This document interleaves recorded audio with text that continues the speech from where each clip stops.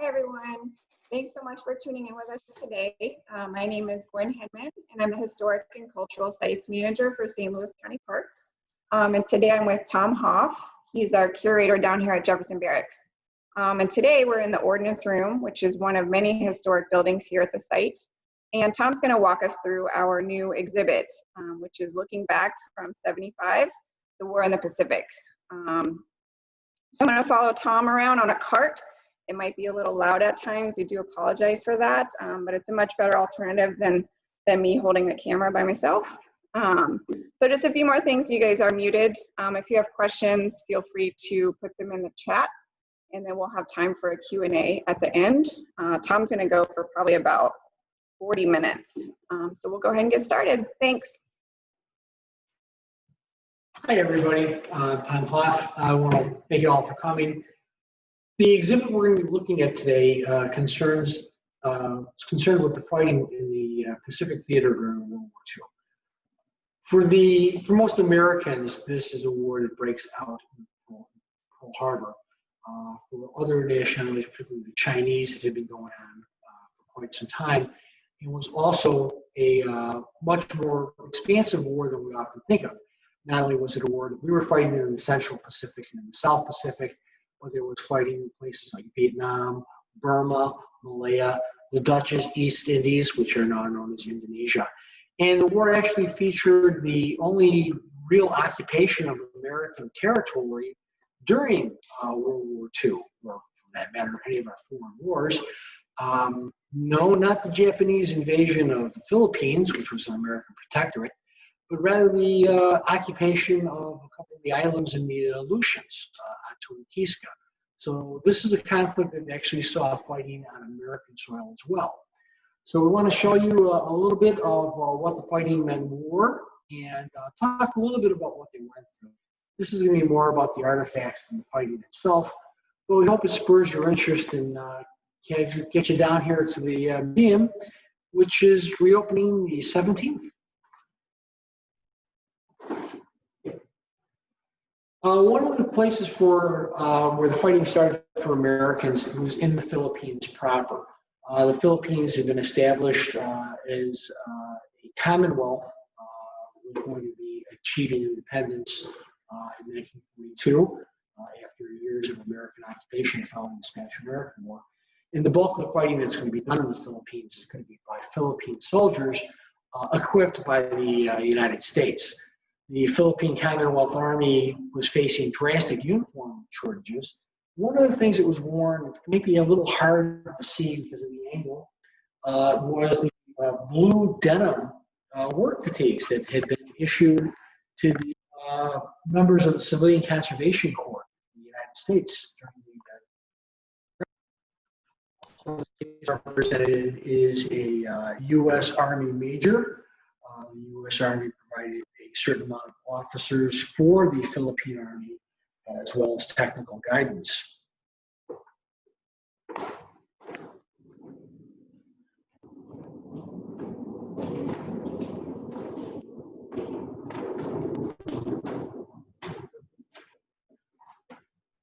When the fighting erupted, the average American soldier would have been well represented by the gentleman in the case here. There was one U.S. Army division in the Philippines. It only had one regiment of continental U.S. soldiers in it.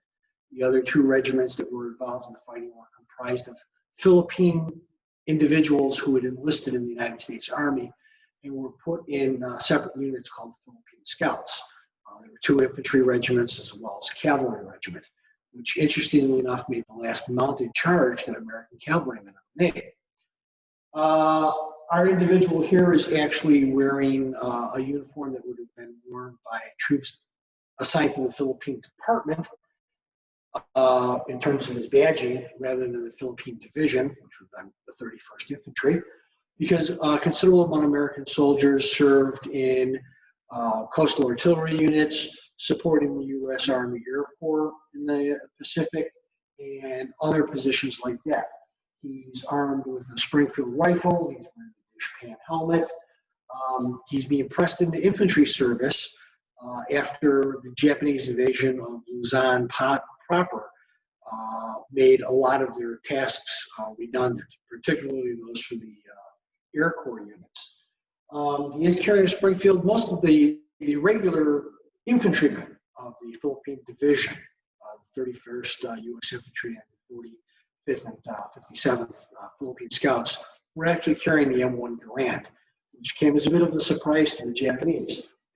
In the case next to him is an individual reflective of the British Commonwealth services, the forces that were fighting in Malaya in December of 1942 into February, December of 1941 into February of 1942. It was Indian forces that made the initial resistance to the Japanese invasion of that peninsula. The fighting continued down all the way to the island of Singapore itself, which had been reinforced by Australian forces as well. When Malaya fell, about 100,000 Allied troops fell into Japanese captivity. The story of these British, Australian, and Indian soldiers is probably best known to Americans through the movie Bridge over the River Kwai, as they spent the balance of the war providing slave labor for the Japanese. The fall of Malaya then resulted in an invasion of Burma, and it took the war itself up to the frontiers of India, where much of the fighting is going to go on. This is going to drive to a lot of strategic issues for the Americans as well as the British, as we were attempting to keep China in the war, and the supply lines had been through Burma, and those were now cut. Who were they cut by?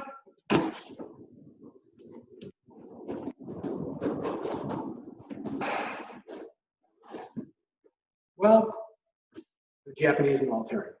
And the figure in this case is representative of one of the most feared opponents that we had in late 1941 into 1942, the air arm of the Japanese Navy. The Japanese naval air units were responsible for the attack on Pearl Harbor. They did a lot of the bombing over Wake Island.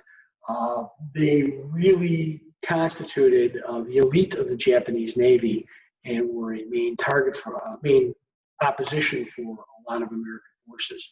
Now, over the Philippines, it was the Japanese Army Air Force, predominantly flying out of Formosa, that was the threat.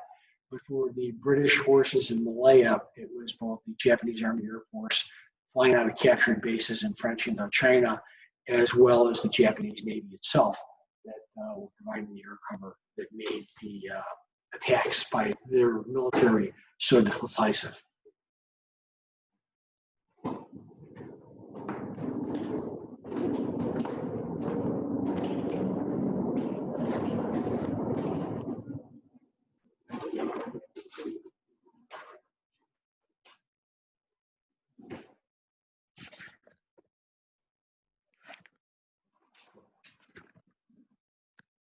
The Japanese air crew, just like Western air crew, carried weapons for self-defense. We've got three of them in here. One is a dagger that would have been presented at the end as a gift at the conclusion of the service academy. We also have a short sword that was typically carried by non-commissioned officers. This one, this particular example was captured by an American infantryman who decorated the scabbard with an American combat infantryman's badge. The question often comes up in museums, why don't we restore it to its original condition? Take the badge off. Well, this artifact has got a story to tell. And the CIB being on there is part of this greater story. And we like to preserve these things so that we can bring them to the public so they can reflect upon them. Also in here is a Japanese Nambu pistol, rather shoddily made. Unlike the Western air crew, a U.S. Army Air Force pilot who may look at his 38 caliber revolver or 45 caliber semi-automatic pistol as a means of protection, Japanese air crew referred to these guns as their suicide weapons. If it did not look as though they were going to be rescued by Japanese forces, it was preferable to commit suicide rather than to fall into the hands as a POW.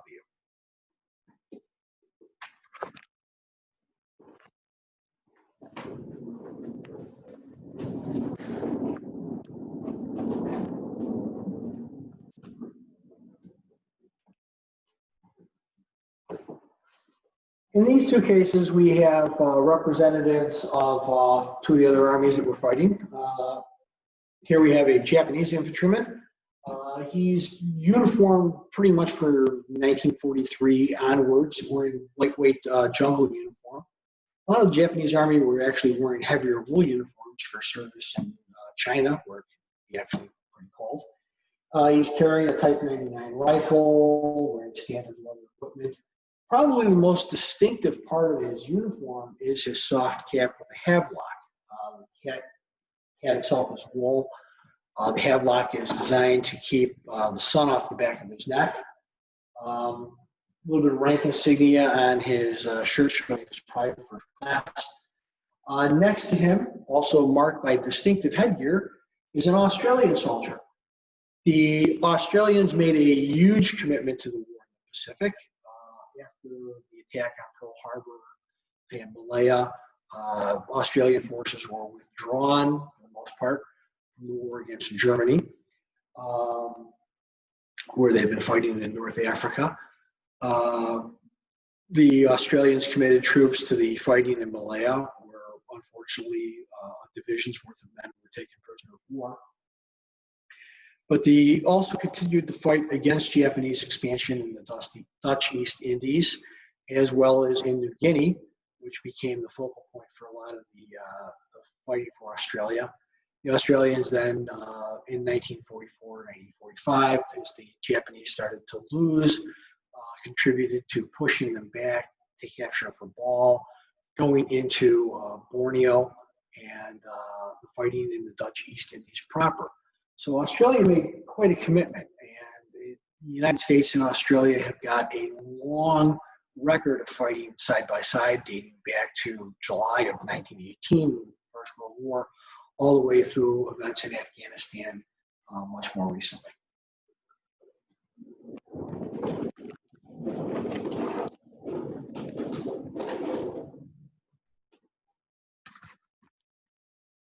Now, for many Americans in popular imaging, the Second World War against the Japanese is best symbolized by the U.S. Marine Corps. Harry Truman had famously laughed one time that the only organization with a better public relations firm than the Soviet Union was the USMC.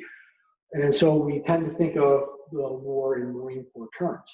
Marines had 6 divisions fighting in the Pacific, as opposed to 21 divisions used by the United States Army. I'm not saying this to diminish the Marine Corps contribution anyway, because I have nothing but admiration for it. But it does, you do sometimes need to keep a little bit of perspective on how the war unfolded. Our 2 figures here are reflective of Marine Corps uniforms. The gentleman on the right is wearing herringbone twills in sage green with the usual Marine Corps boondockers. This was the most common uniform worn by Marines, all the way from Guadalcanal in 1942 through Okinawa in 1945. This is standard Marine Corps dress. He does have a helmet cover on, which is reversible. He's got the brown pattern out. For those of you who may have more current military service, you're going to think it's a really rather baggy looking helmet cover, because we're kind of used to our helmet covers today being a little more tighter fitting. They were. The helmet covers during World War II were extremely oversized and overcut, but they functioned more to help break up silhouettes. The gentleman next to him is wearing the Marine Corps camouflage uniform that was seen at Tarawa, Bougainville, and a couple of other places. It's the same duck hunter pattern, as it was called, or frog skin pattern, that was worn by the U.S. Army soldiers when they were issued camouflage as well. It's reversible, just like the helmet cover. In fact, if you look a little bit here on the lapel, you can see where it's the brown shade as opposed to the green shade of the rest of the uniform. And then he has on standard equipment.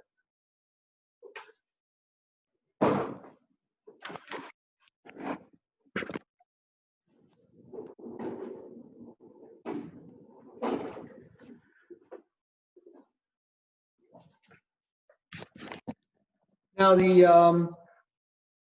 every single soldier has got to carry personal equipment.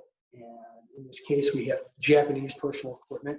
We were quite lucky here at Jefferson Barracks. We have a supportive group of friends of Jefferson Barracks who make a lot of things possible, and they made possible purchase of a lot of, albeit reproduction, but it is Japanese military equipment, which is extremely difficult to find.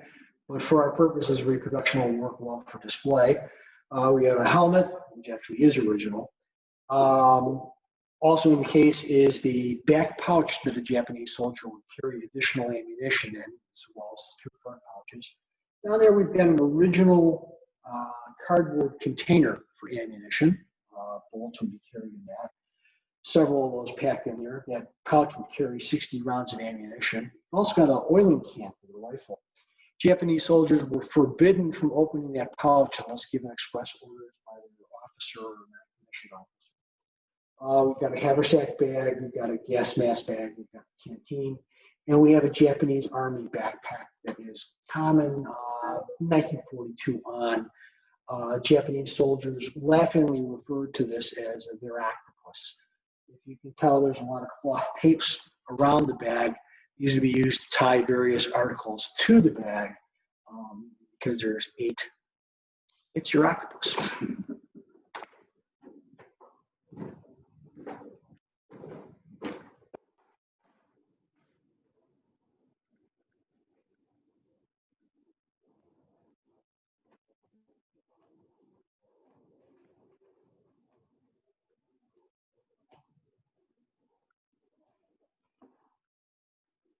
This mannequin is reflective of the first gentleman that had to go face the Japanese, Chinese soldiers circa 1937. China was having civil war issues of their own at the time of the Japanese invasion, between communist elements as well as nationalist elements. This is a nationalist soldier. They've been engaged in sporadic fighting against the Japanese since 1931 and 1937. The war heated up incredibly, and we have the tragic events at Nanking and Shanghai and other places. And it's this war in China that is going to lead to the diplomatic and economic pressure being put on Japan that leads to Japan's eventual decision to force the issue by war. So what's going on in China is going to be really the driving force behind Pearl Harbor, behind the attack on the British in Malaya, and the drive all the way down to the Dutch East Indies, which revolve around the Japanese effort to get the raw materials that they need to continue the war in China, in particular the oil reserves in the Dutch East Indies. He's wearing a Chinese uniform of khaki. They were also issued uniforms in gray. The bandolier that's wrapped around him for carrying ammunition is made of the same material. His hat has a KMT badge on it. He's carrying as a rifle a German Mauser. And if he was wearing a helmet, he'd actually probably have a German-style helmet in 1937. American material is going to be replacing almost all the German stuff by 1942-43. An interesting thing is the Nazi Germany had been supplying and equipping the Chinese Army early in 1933 to 1936 or so, at which point the Germans decided to make a shift to having Japan as their ally, and they cut aid to China.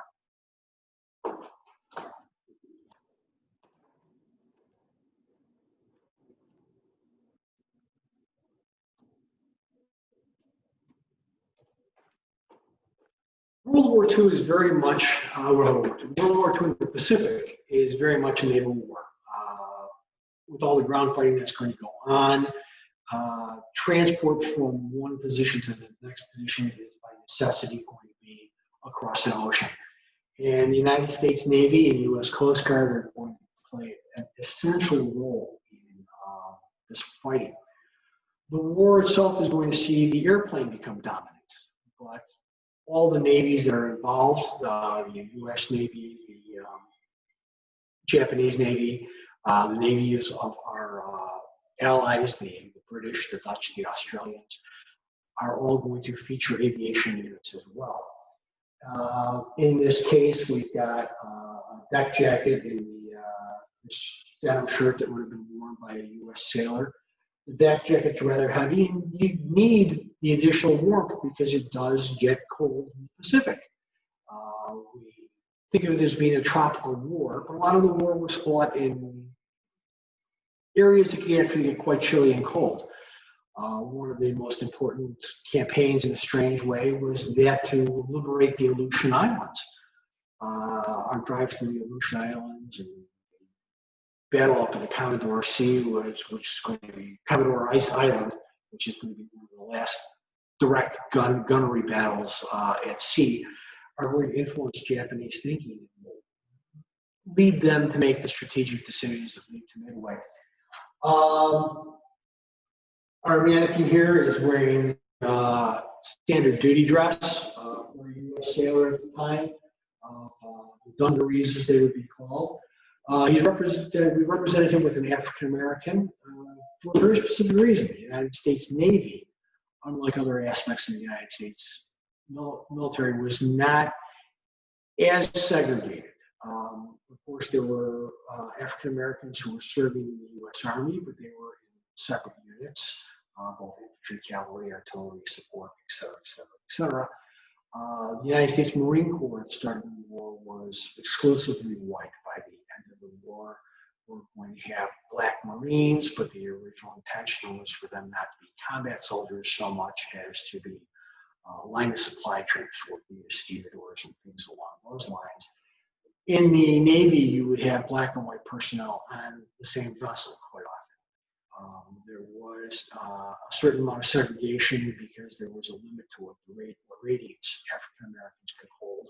They were for the most part limited to below decks, but that didn't stop the participants in the fighting. And in fact, the actions of one African American sailor, Dorian Miller, at Pearl Harbor would eventually result in him being awarded a Medal of Honor in reflection of the actions that he took. Took a while to get it, but he got it.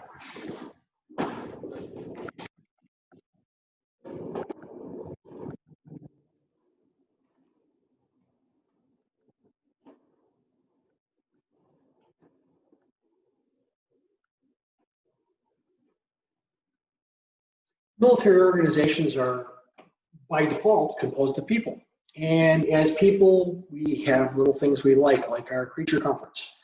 And every soldier, sailor, Marine, airman would have the things that he needed just to get through life. In this case, we've got an example of several of these things that you don't necessarily think about, but you need to have. For example, shaving kits, sewing kits. There's a little, you can see where the thimble is attached like that one. Just a little daily house chore type stuff that a soldier would need.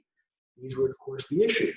You have a prophylactic kit in case you're looking for other forms of things to do during the course of the day.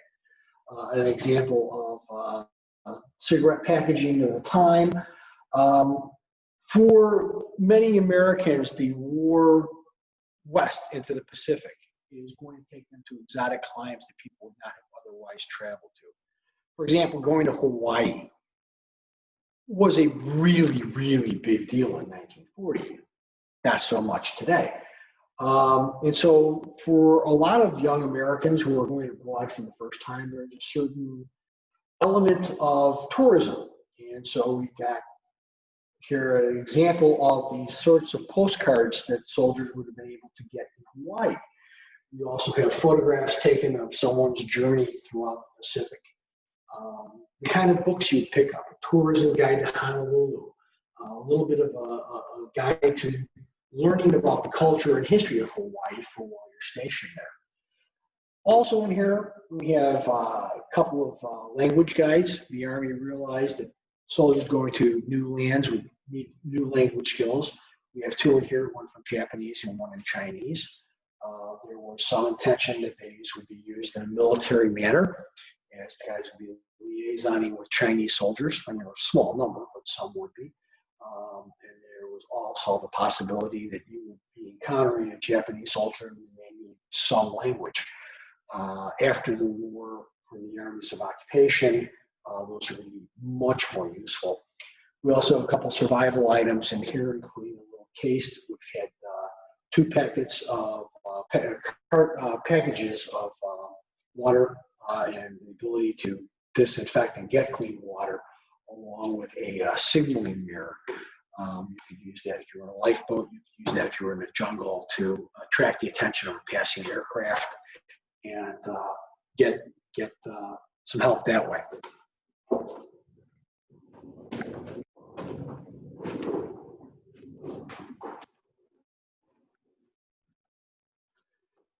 Now, a fundamental weapon for every army involved in World War II, Pacific or otherwise, is going to be the mortar. This is a staple of infantry. Men everywhere. Thank you to all the 11Cs out there. This is an example of a 60mm mortar. The 81mm mortar is basically kind of an upscale version of this. Mortars, we found that in the fighting in the Pacific, in some situations, such as their heavy jumbo canopies, things along those lines, were of more limited use, but they were certainly of value, particularly on more open desert islands. Every U.S. Army rifle company had access to the 60mm mortar, and it became the company commander's pocket artillery. In this case, we've got the mortar itself. We've got a example of one of the mortar rounds, the carrying case for the mortar round, the sights and base plate case. Just as our volunteers made the case of, friends, Jefferson made the case with equipment possible, so this item is also on loan to us from a friend of the museum who's a collector and makes things easier for us when it comes to finding interesting things to put up.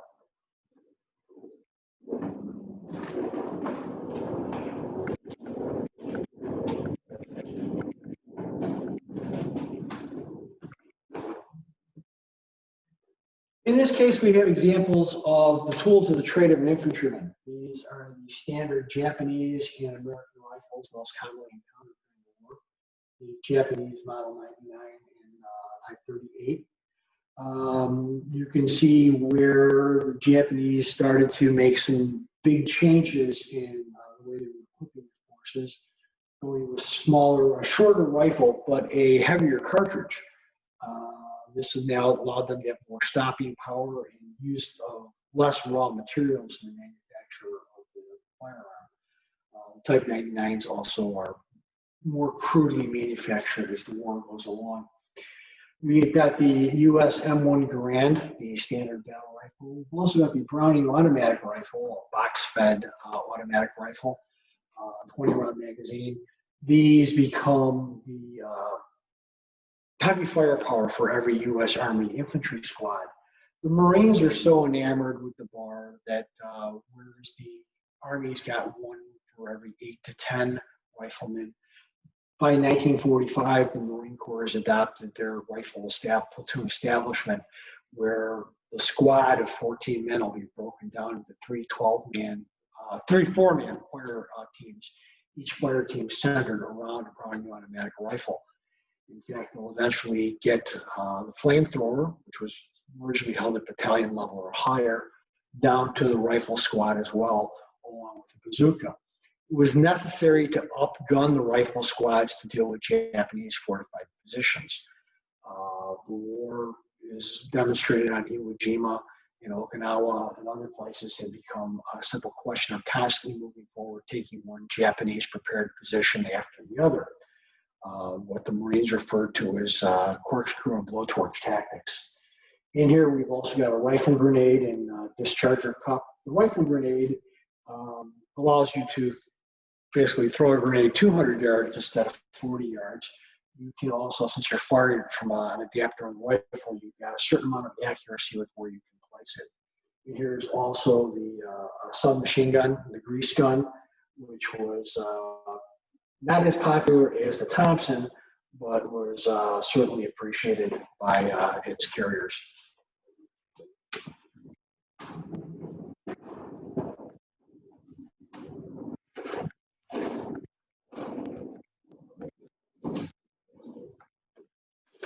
Speaking of carrying, we got the load-bearing equipment of U.S. Army soldiers. And when the war started out, they were using the backpack, which is less than optimal. It's difficult to get into without taking the entire pack apart. It doesn't have shoulder straps. It has to be hooked to your belt. It has shoulder straps, but you have to hook them to your belt. So you're required to wear a belt if you're using the backpack, such as the 1923 cartridge belt, which it's really out of camera now, but we'll see. We've seen examples of that. The haversack system will eventually get replaced by 1944 and 1945 systems. Example of them are here as well. The Army was paying attention to what the Marine Corps was doing, and so we went to a two-part system with a lower pack and an upper pack. Much more effective way of carrying things. You'll also notice it's got a lot of side tapes and stuff as well for attaching equipment to the pack system, much like the Japanese were using. U.S. soldiers would also carry weapons, bayonet for their rifle, although it's more likely to be used over the canteen rations. And we've got a machete in here as well. Machetes were widely issued in the Pacific, as you would use them to cut your way through buffalo grass. You could use them to clear trails in the jungle. You could use them for a wide variety of ways. Some can be attached to the pack system using hooks and grommets. This one has got its own sling to be carried slung over your shoulder.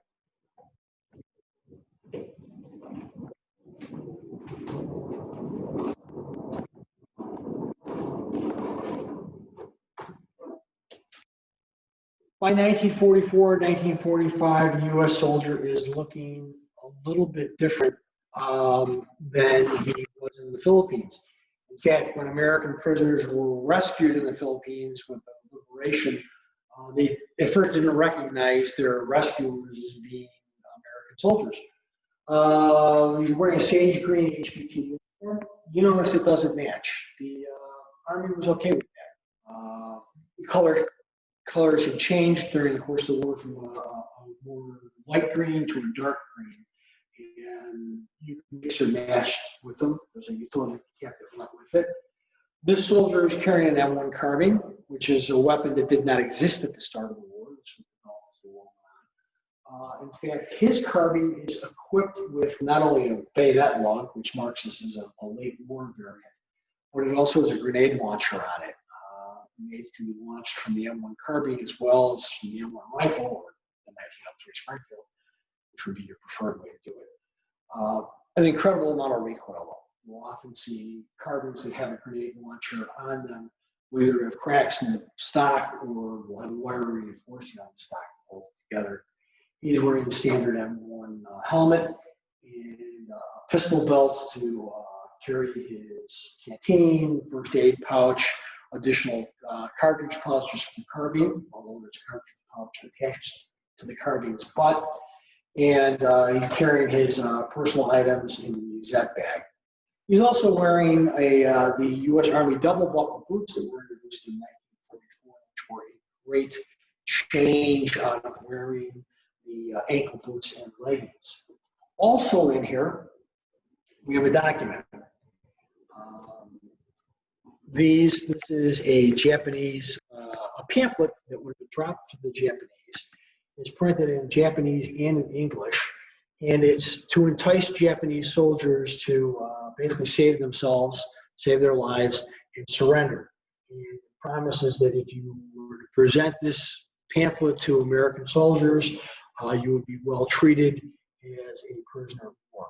And there's a little warning out here that to U.S. soldiers that this guarantees that the Japanese delivering this will be well treated and considered prisoner of war.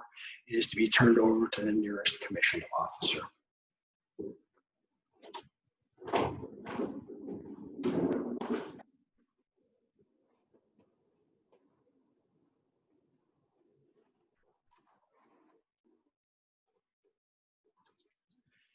The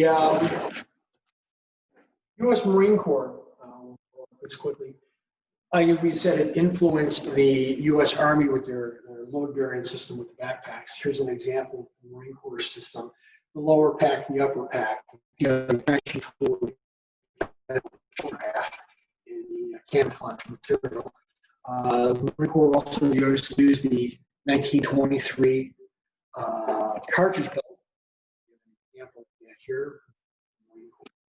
It's actually made out of a couple of different colors of material because material got used. They weren't worried about the way it looked, they were worried about the function. So as different lots of material came in, if they weren't dyed the same way they could be used. We also have a pair of the dismounted leggings. The Marine Corps version was similar to the Army version, except it had one less ground. The leggings were nice because the Marine Corps boondocker shoes came up a little bit over the ankles, and you could get all sorts of things into your shoe, like leeches, other uncomfortable stuff, and sand. And sand comes in a whole wide variety of forms, of course. Some of it is black volcanic ash, and the black volcanic ash is typical of that on the island of Iwo Jima.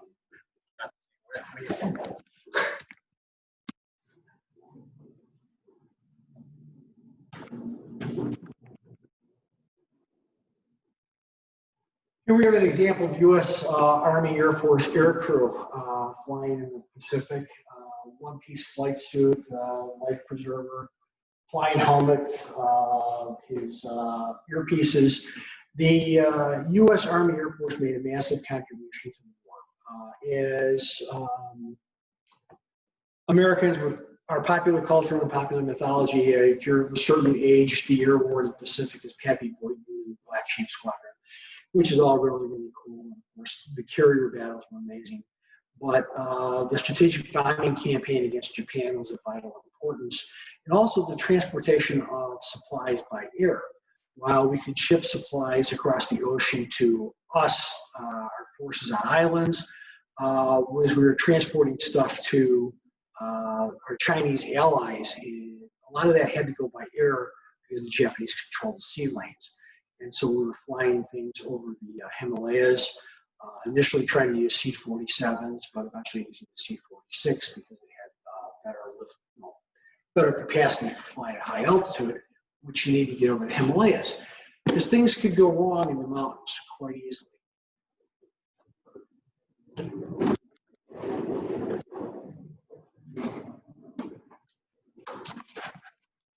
In this case, we had a lot of material that belonged to a C-46 pilot, Lieutenant John Magurani, who had to abandon his airplane over the jungle, flying back from China to India. Parachuted into the jungle, broke his back during the landing. Still managed to walk himself out of the jungle to get to a air base that he was operating out of in India, and his family had been notified he was dead, but he was able to eventually get out and send a telegram back home that he was okay.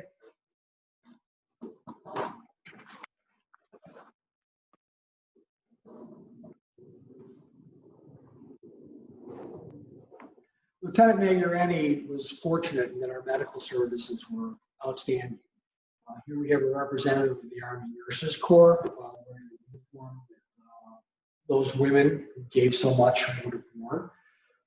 In addition to her HVT uniform, which is cut to have easily accessible pockets for all of her medical supplies that she might be carrying. They performed a sterling role in base hospitals in just absolutely awful conditions. We also have examples of surgical gear that were worn. I'd like to wrap up by mentioning one thing about medical services during warfare. The humanitarian cause is very, very important.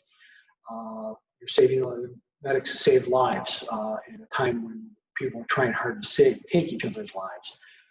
I had a great uncle, Ed Marzak, who was a medic in the 7th Infantry Division. His story kind of sums up how the war was. When they landed in Aleutian Islands, the Aleutians, to liberate those islands, he was unarmed. It's his job. He's a medic. He's there to save lives. As the fighting progressed, that changed. By the time they pulled out of the Aleutians, he was carrying a 45, as he said, to protect his wounded. By the time he himself was evacuated as a casualty in the fight at Okinawa, he was carrying a Browning automatic rifle to protect his wounded. I think it says a lot about the nature and ferocity of the war in the Pacific. We owe a lot to the generation that fought that war. They did incredible work to make a free world for the people of the Pacific Rim and a safe world for those of us to live in today. Thanks for tuning in. I hope you enjoyed the tour. If you have any questions, please type into the chat. Okay, thank you all so much for tuning in this far. And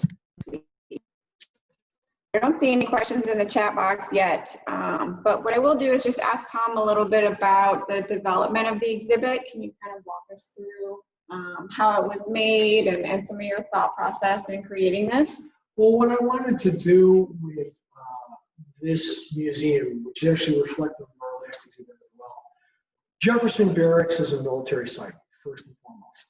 And the role of the museum here should be to tell the role of the fighting man who processed through here and went off to fight wars on distant shores. Jefferson Barracks during the war was an induction center. It was also a primary training center for the U.S. Army Air Corps, which in March of 1942 becomes the U.S. Army Air Force. And what we wanted to do was bring a little bit forth about the material and artifacts that those fighting men had to work with. We wanted to put them in context, and we wanted to remember that a world war is a war we fought with allies, that we fought with compatriots, and we wanted to tell a little bit of their story as well. So not only is it the story of the American fighting man, not only is it the story of the Japanese opposition, but we also wanted to touch a little bit upon the Australian, Dutch, British, and Chinese experience as well. Okay. Well, thanks, Tom. Let's see.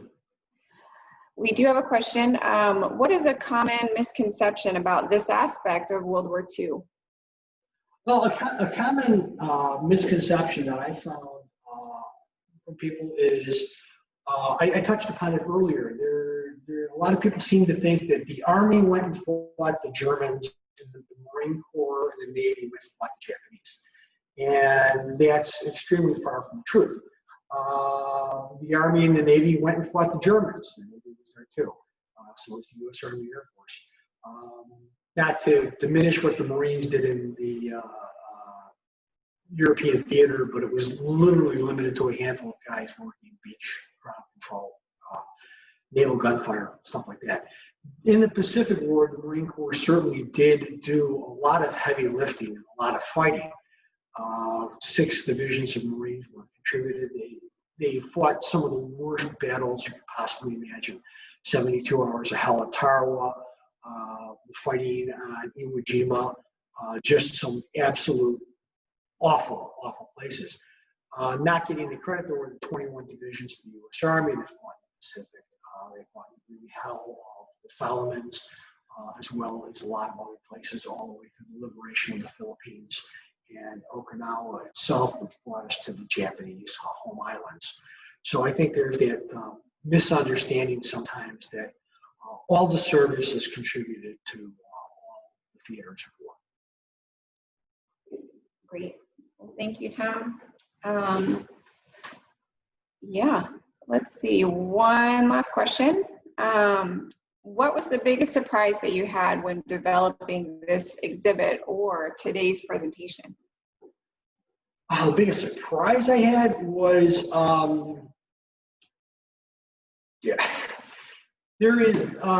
probably was looking for original material for Japanese and Chinese soldiers.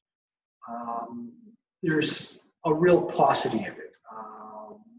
most of our Japanese and all of our Chinese equipment, with the exception of firearms, we ended up going with reproduction. The material just simply hasn't survived. You can occasionally find some bits and pieces of Japanese stuff, particularly the more hard, durable items like canteens and things like that. But in terms of cloth material, it's just non-existent. Some things came home. For example, in our case with our Japanese pilot, we have a Japanese battle flag that was captured by an American and brought home. These things along those lines. While it wasn't that surprising to find out that this stuff wasn't necessarily available, what was a pleasant surprise was that I was actually able to get a lot of reproduction material, albeit I had to source it from Asia itself, but we were able to get it. Okay. All right, well, we appreciate all of you joining us today, and we hope that at some point this year you all come out to the Ordnance Room and see the exhibit in person. There's a lot here that we didn't cover and a lot of details that you can see better in person. But in the meantime, stay safe, and again, thank you so much for tuning in, and we'll see you next time. Thanks. Bye.